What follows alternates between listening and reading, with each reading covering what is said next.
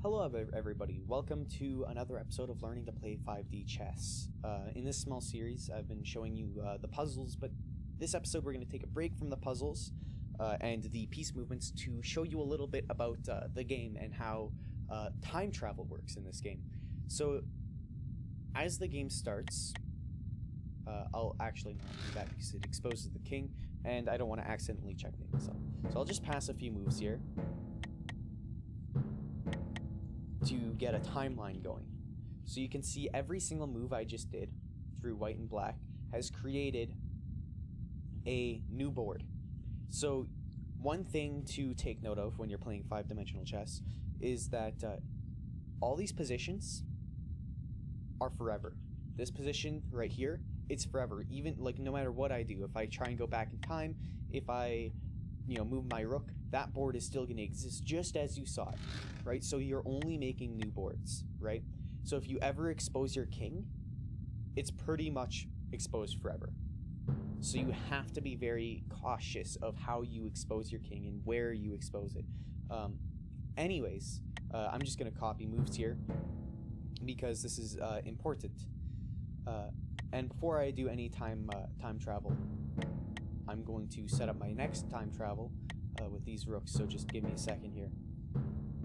So now it's white's turn, and white I'm going to use to time travel, so I have to pass a turn here.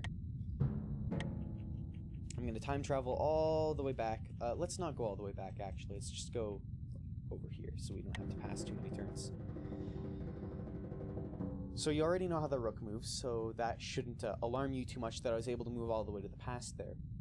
However, now we're going to start talking about the multi-dimensional aspect of it. So you know how it moves, but how this present bar moves is actually different.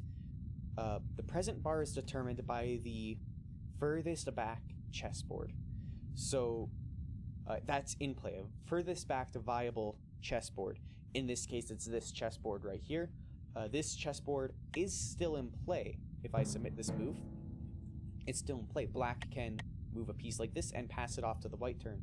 And you'll see if I do that, if I play a piece there and play a piece in this board, that white can in fact play on this board. And you can see the outline of the board determines who can play on that board, right? So that being said,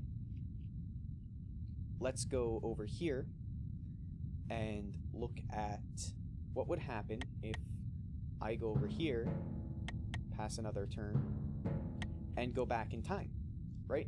So white, maybe you're thinking you just want to, stack up rooks or queens or whatever it is, in this case rooks, and you're going to submit your move because that's a great idea. So what's happened here is the present hasn't moved back.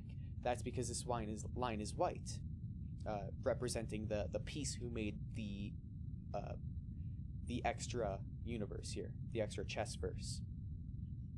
So currently, line plus 2 rather, is not active right now. And the reason it's not active is because you can't split off more than one time extra than your opponent has. So right now, black has not split off a timeline at all yet. Black splits off upwards, white splits off downwards, right? Or actually, rather, that's only in this case. If I flip the view here to black's perspective, it's all upwards. Excuse me, perspective. So your opponent goes upwards rather, and your self goes down. So in this case, this timeline is currently inactive. And so right now, black's turn. Black can still play on this board if he wants, right? I'm not going to yet because I want to show what happens here. If black continues to play, so plays a pawn here, for instance, and then now it's white's turn, and now the only obligation white has is to play this board here because it's on the present line. Anything on the present line has to be played.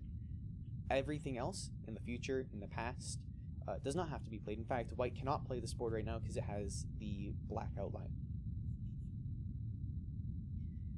So let's get ready to do some more time travel here.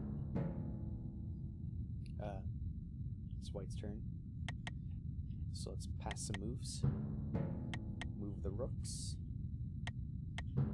so that I can do some time travel action. And you'll see that, it's white's turn. Let me pass some more moves. You'll see that if I take a rook and I'll put him to a square that doesn't get moved the whole game, so I can actually show this. This actually works. This works better than that.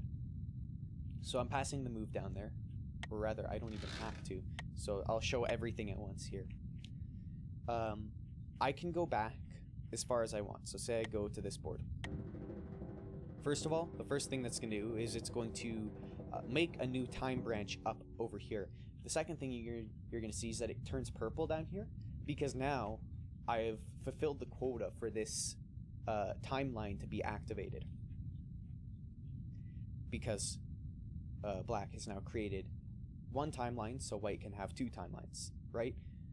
Black can, in this instance, if white does not create any more timelines, black can actually go to 3 timelines, because it can go 1 over white as well, right? So I'm going to undo that, and I'm going to show you what happens if black decides not to go that far back, but only wants to go, say, to this board here. Well, black's going to go that far back, but because it's activating white's criteria for making a new timeline down here, this board now is mandatory to be played, and by extension, the present line moves behind the board you just played to and over to here, right? So that is how time works in 5D chess. So I've always, when I think about moving on the board, I always think that moving to the left, to the right, up and down, those are 4 dimensions of chess, right? So you have the up and down. The first 2 dimensions of chess is played on these singular boards, right? The third dimension is going up and down these timelines. The third dimension is the fourth dimension is going left and right through the timelines, or forward and backward through time, rather, if you want to look at it that way. The 5th dimension is this present bar here. This moves to the left and right based off of which timelines are active, and you have to be mindful of where the present is. Anyways, thank you guys so much for watching. I hope you guys enjoyed, and if you did, hit the like button, hit subscribe if you want to see content like this in the future. Thank you so much for watching. I'll see you guys in the next one. Peace.